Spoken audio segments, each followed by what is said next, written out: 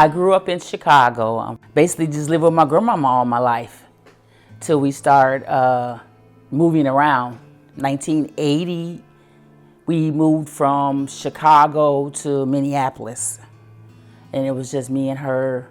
It was a lot of abuse with my mom. I was the only child. My mom, she abused me mentally, physically. My uncles and them have tried to, what's the word I'm looking for? Sexually abuse me. I have been raped as a teen. I have 5 children. My oldest is 35. The first 2 oldest are 3 years apart, and the last 2 is 2 years apart. And then Deanye, he came 10 years later. That was an ex that I was with. We were going through horrible things. You know, our housing was horrible, our relationship was horrible, and he was really not physically, but emotionally abusing my son. So, you know, he was both abusing both of us.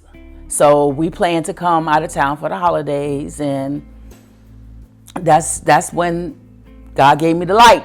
He gave me the okay. He was like, this is your chance, this is your time. You want to do it, you need to do it now. Because I was in familiar territory. I knew where I was. I knew where I could run, where I could go. So we just started arguing that day because he wanted me to do some things that I didn't want to do, or, you know, just be controlling. So he put me and my son out on the highway with our bags. Literally put us out the car with our bags and drove back to Omaha and left us here.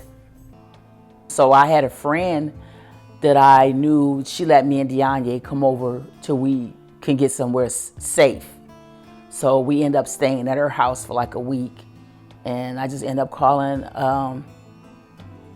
the shelter in Rochester, and they was like, we don't have any room, but we have a number that you can call, and you know, they have openings upstairs.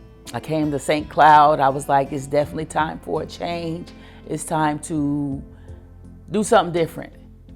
I'm sick. I'm unhealthy. I need to get myself together. I need to focus on me. We were called, and she was going through a bit of a situation, you know, with her and her son that she was with, and she was seeking shelter. I know one of the things within the hotline call was this was enough. She couldn't take it anymore. She had endured a lot with the abuser. I felt safe. I didn't have to worry about where me and my son was gonna sleep at. There was just a whole weight lifted. You know, that's one less thing I got to worry about. We got shelter, we got food.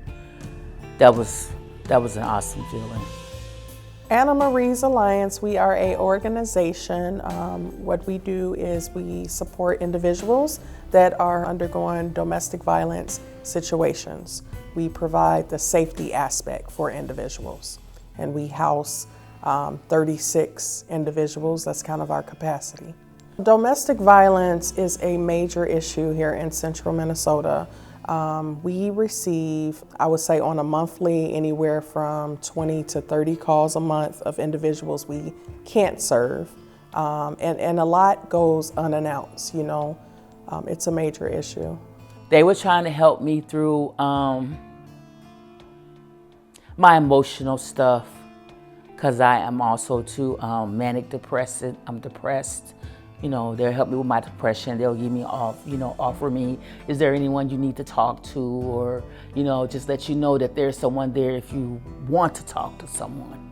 They're assigned to a advocate, primary advocate, and that person is supporting them. Their person is kind of their cheerleader, if you will, throughout the course of their stay.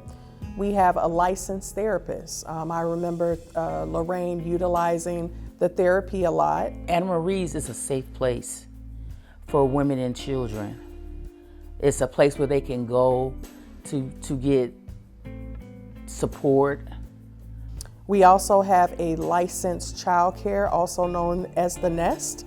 So Dianye, the process when they first came in, because he's of school age, you would meet with our advocate. Her name is Rebecca. So she's the coordinator of all the school services. Makes it easy on the parents. That way you don't have to do all the calling. Daniel wants to be a nurse. He wants to be a nurse, but right now he's working at Domino's right now. So he's reaching to be a manager. The relationship with her, Lorraine, and her son, it was wonderful. I saw such a tight bond. Lorraine, she was not mobile, so she came in lots of pains. Kind of utilized the wheelchair to move around.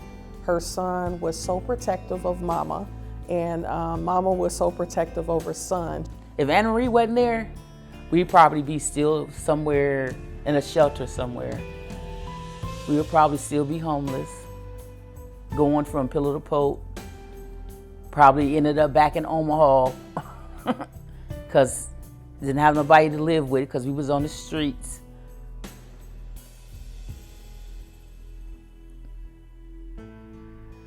That's where we would be without Anna Marie. We would have been on the streets.